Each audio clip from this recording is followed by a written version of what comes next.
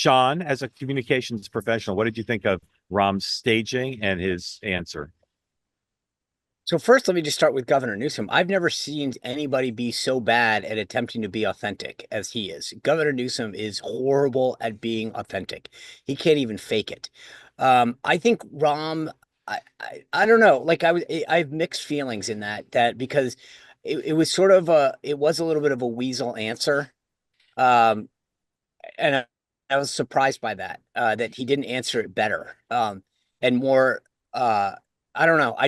It wasn't horrible, but it wasn't good, in terms of Rahm's answer. I think maybe I just have a lot, like I think Rahm is so much more of a political animal that he would have thought about how to answer that question better.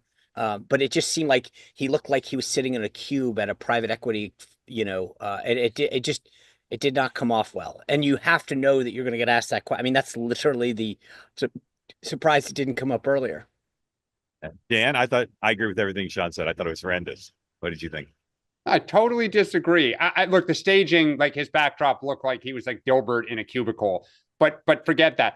But also the camera was shooting up his nose too. Yeah, I mean, okay, but get past that. One, I thought actually Gavin Newsom was great, and I actually think more of that, please.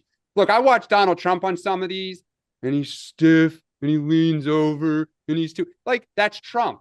Like I actually think that was great. I would wish everyone would do that. I heart Rahm Emanuel. He was direct, he's intense, and that's exactly how you think about it. I'm listening to the country. If I have a theory of the case, I'm going to go. And if I don't, I'm not.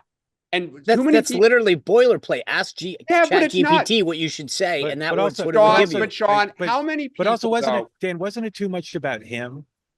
Wasn't it too much about him? Right. See, so you know what the answer? Hey, I'll just give this to you, which is, you know what? The American people are getting screwed right now. Everywhere I go, I hear about people suffering from this, and they're worried about that. And you know what? I've done it before, and if I can, but to Mark's point, this was I, not you. And guys, that was a podcast. That you know what you guys are doing. It's not just Sean. That's the can thing you do when you give the speech at CAP to get ready to launch, right? But guys, we talk about Dems need to go on podcasts, let their hair down, kind of have these. What you guys are just doing is what a consultant would script. Sean, do you know what Dan said after he saw Ted Kennedy in the Roger Mudd interview? I was just going to say he said very, very solid answer. I thought Kennedy did great. No, it was Hamida. First of all, hold on. Wait. Let's just go back a second. You said this is what Democrats should be doing more. The guy stood there in a cubicle and a tie, looking like he had just popped on for the first time. This isn't some rando one-off podcast guy who's doing it. You know you're going to get a lot of attention because it's Gavin Newsom. You know you're going to get asked about president. And to me, again, this isn't about like your full glam squad going into the studio. But he didn't even look like it.